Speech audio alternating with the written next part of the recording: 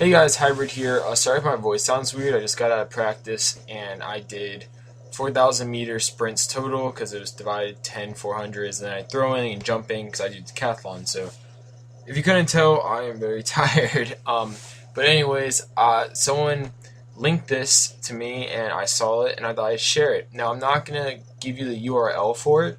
It's on Reddit, so if you go through Reddit, you'll find it. But because the person on here they said they saw a rough cut of the film, which makes sense because I know people that are actually in the acting business, my uncle in particular, and he's told me before when they release trailers for movies, usually they already have the movie done, like rough cuts done of it, and the rest of it is just post production for touching up, any special effects, things like that.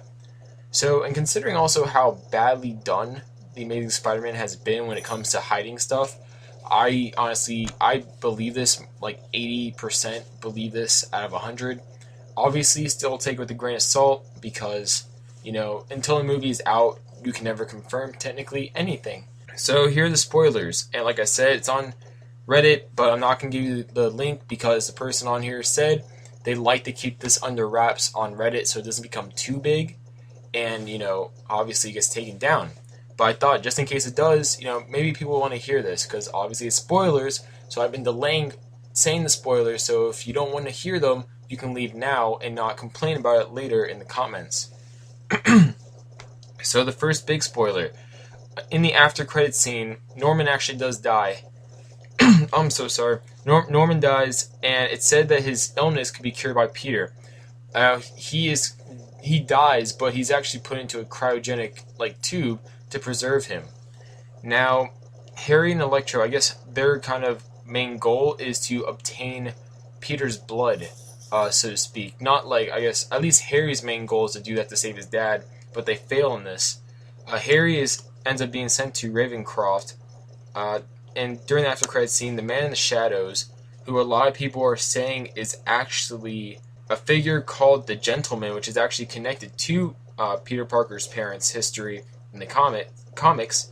But anyways, he, I guess, is the one who's going to be behind creating the Sinister Six. As we saw it in the leaked Russian trailer, this mysterious figure walking, I guess, you could see there very clearly Dr. Octopus tentacles, Vulture harness, and this person's also claiming there's a symbiote there too. So maybe this guy truly will be responsible for the Sinister Six, which will be really interesting to see. They aren't exactly super comic accurate in this film. I guess Harry does become the Green Goblin, and I guess the way they do it is it's kind of like a mutation in a way. It's more genetic than, gear-wise, like we have with the Raimi films, which honestly I'm fine with because one of the big things about the Green Goblin is that he's a very expressive character with his expressions. That's one of the things that makes him really creepy. So this works for me.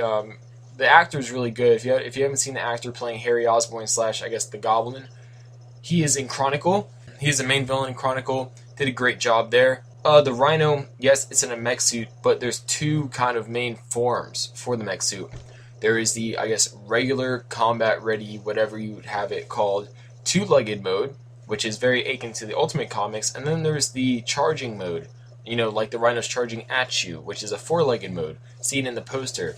Honestly, I think that makes a lot of sense. I'm totally fine with that change to the Rhino. I think it does make him a lot more mechanical sounding, and in concept, much more mechanical. I don't really feel that big on it as of yet, because I feel like he kind of loses more of the character aspect of him that a lot of people seem to like about the Rhino. But, I'm not going to fully judge it until I see it in the film. When it comes, I guess, a little bit more to Green Goblin, he is literally just straight up crazy. This is a very serious film. I guess, there's very dark parts in this movie. It's not like the Marvel films that, they try lighting it up with some comedy every once in a while. Spider-Man does crack jokes, but when stuff gets serious, it stays serious. So I guess that's something to look forward to for people that like that type of thing. The Rhino is a side villain. He will supposedly be dealt with in the first 45 minutes of the film. Electro is the main bad guy. Here, the second and third act are essentially dedicated to him. Now, the Goblin comes during the third act after Spider-Man defeats Electro. So, I guess take that as you will. I kind of saw that coming. If they'd have the Green Goblin, he'd be someone at the end of the film, not really at the beginning or the middle, because that would have been way too convoluted. And we will have had another case of Spider-Man 3 where they have too many villains trying to get set up at the same time. And sometimes you just can't set up all these villains at once. It takes time. So there is that. And Felicia Hardy is not in this film. Black Cat is not in this film, even though it's been rumored she will be. Harry's girlfriend, that a lot of people thought was going to be Felicia Hardy, is just Harry's girlfriend. Nothing more at this moment until we see something else. All the actors do a great job in their roles. Gwen does not die, as far as we know. I'm assuming, like I said in the first place, due to how Emma Stone's contract is, she'll die in the third film, which is why they save Mary Jane for the third film also, because if you actually read the comics, you understand that Mary and Peter only got close after the third film, which honestly is another reason why I know I'm kind of contradicting myself here, but it's another reason why I think that honestly she should have been introduced in the second film so you could build that relationship between the two now and not really go at it until like the end of the third film once Gwen's dead, or maybe the fourth film, just give it some time to settle so they could truly understand how they feel about each other. So that's all the spoilers at this moment. Like I said, take them with a grain of salt. The movie is a few months away from being released. So obviously this could be as much right as it is wrong. But due to the history of how Amazing Spider-Man has done with their spoilers, I'd say it's more right than wrong. But comment below with your thoughts. I am so sorry for my voice. Yeah, but I just want to record this soon.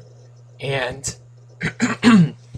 yeah, so comment, like, subscribe, do all that good stuff. Again, sorry for my voice. I know I've said that 4 times now. I feel like 4 times. But I just want to get this video out here. I'm really busy right now. So I just want to get it out there before I get really busy again. And yeah, I'll see you guys later.